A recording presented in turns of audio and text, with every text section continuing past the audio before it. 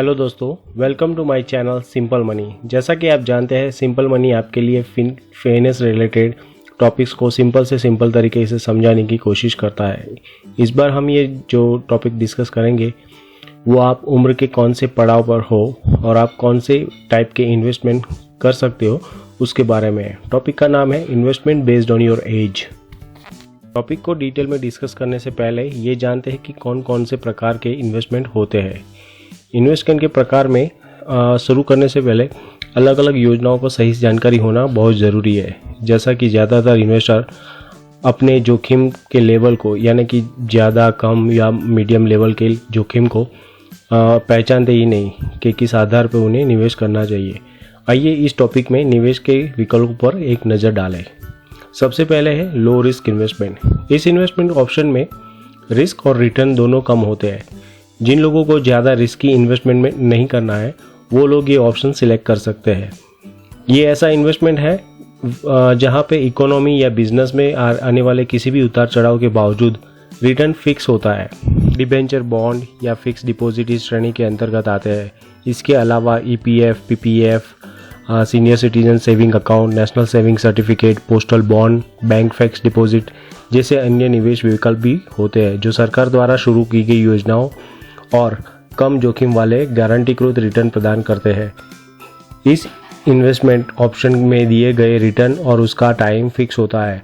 हमारे इंडिया में ये सारे ऑप्शन काफ़ी फेमस है, जैसे कि बैंक डिपॉजिट और पोस्टल बॉन्ड के नाम पे। दूसरा लेवल है मिड रिस्क इन्वेस्टमेंट। इस इन्वेस्टमेंट योजना में जोखिम के एक तय प्रतिशत में शामिल होता है, लेकिन निवेशकों को ऊंचा रिटर्न भी देना पड़ता है।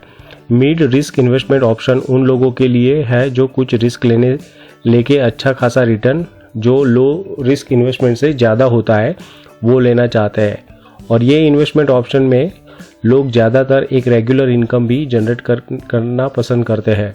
इस ऑप्शन का रिटर्न बाजार की उतार चढ़ाव से संबंधित होता है, मगर इसमें कई बार आपका इन्वेस्टमेंट मैनेजर, जो कि एक एक्सपीरियंस फंड मैनेजर होता है, जो बाजार के उतार चढ़ाव के बावजूद आपको एक अच्छा रिटर्न देने के लिए कमिटेड होता है। Balance mutual fund, debt fund, index fund इस श्रेणी में आते हैं। भले ही मिड रिस्क इन्वेस्टमेंट विकल्पों में स्थिरता पॉजिटिव चीज़ है, मगर उनकी बाजार से जुड़ी अस्थिरता फाइनेंशियल इन्वेस्टमेंट को संकट में डाल सकती है।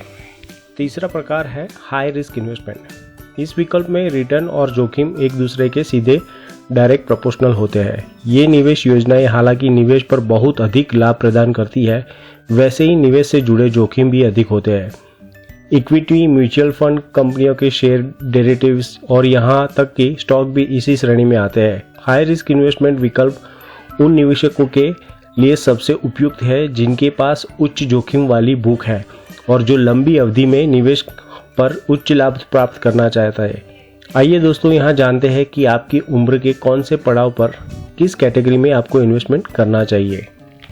पहला है 35 एंड अंडर एज, यानी कि आप 35 साल या उससे कम उम्र के हैं तो आपको high risk investment option choose करना चाहिए, जिसमें आप लंबे समय के लिए इन्वेस्टमेंट करके अच्छा खासा रिटर्न कमा सकते हैं। अगर आप चाहें तो आपके पोर्टफोलियो में हाई रिस्क इन्वेस्टमेंट के परसेंटेज ज़्यादा रख सकते हैं, यानी कि हाई रिस्क इन्वेस्टमेंट किए हुए इन्वेस्टमेंट आप ज़्यादा रख सकते हैं और लो रिस्क इन्वेस्टमेंट और मीडियम को कम रख सकते हैं। जैसे जैसे आप उम्र के अलग अलग पायदान पे पहुंचते हैं ये परसेंटेज आप चेंज कर सकते हैं। Another is 36 to 54 age. अगर आप उम्र के 35 साल या 54 साल के बीच में है तो आप ये मिड रिस्क इन्वेस्टमेंट ऑप्शन पसंद कर सकते हैं, या फिर आपकी पोर्टफोलियो में मिड रिस्क इन्वेस्टमेंट ज़्यादा रखकर आप बाकी के ऑप्शन जैसे कि हाई एंड लो को कम रख सकते हैं। तीसरा और उम्र का आखिरी पड़ाव है 54 साल या उससे ज़्यादा की उम्र, यानी तकरीबन आप सीनियर सिटीजन बन चुके हैं। उम्र के इस पायदान पे आपको हो सके उतने कम से कम रिस्क लेने चाहिए और हो सके उतने कम से कम रिस्क वाले इन्वेस्टमेंट ऑप्शन को पसंद करना चाहिए।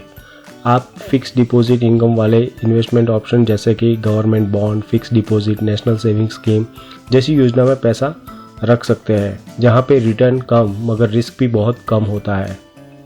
यहाँ पे दोस्तों मैं एक स्पेशल नोट कहना चाहूँगा कि दोस्तों यहाँ पे मैं जो भी कह रहा हूँ या जो भी एडवाइस दे रहा हूँ वो एक आदर्श परिस्थिति में बनाई गई है।